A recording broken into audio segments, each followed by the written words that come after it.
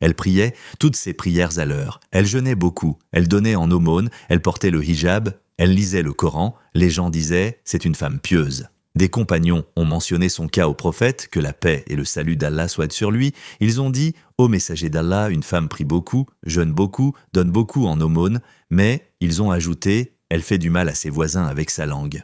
Alors Muhammad, paix et bénédiction sur lui, a répondu « elle est en enfer, elle priait, mais elle blessait, elle jeûnait, mais elle nuisait, elle adorait Allah, mais elle détruisait les créatures d'Allah ». Beaucoup pensent que la religion se résume à prier, jeûner, porter le hijab et lire le Coran. Mais si ton adoration ne change pas ton comportement, alors il y a un problème. Combien de personnes prient 5 fois par jour, mais insultent leurs proches? Combien jeûnent, mais médisent toute la journée? Combien lisent le Coran, mais ont un cœur dur? Une parole peut détruire une famille. Une phrase peut briser un cœur. Un message peut humilier quelqu'un publiquement. Aujourd'hui, avec les réseaux sociaux, c'est encore plus grave. On critique facilement, on se moque, on expose les défauts, on partage des rumeurs, puis on retourne sur notre tapis de prière comme si de rien n'était. Le prophète, que la paix et le salut d'Allah soient sur lui, a aussi parlé du véritable failli. Il a dit que le failli viendra le jour du jugement avec des prières, des jeûnes et des aumônes. Mais il aura insulté celui-ci, calomnié celui-là, pris le droit d'un autre. Alors ses bonnes actions seront prises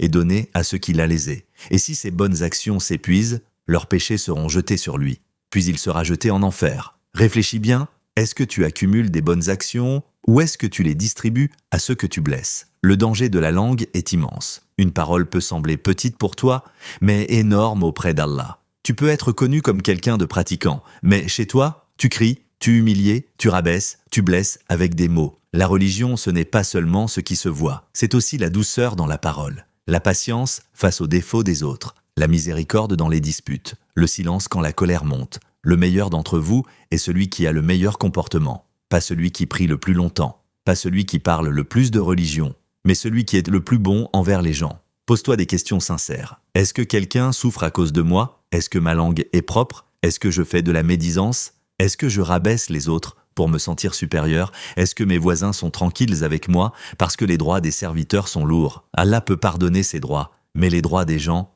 ils devront être réglés. Avant qu'un jour vienne où il n'y aura ni argent, ni excuses, ni retour en arrière. Seulement des bonnes actions et des comptes à rendre. Abonnez-vous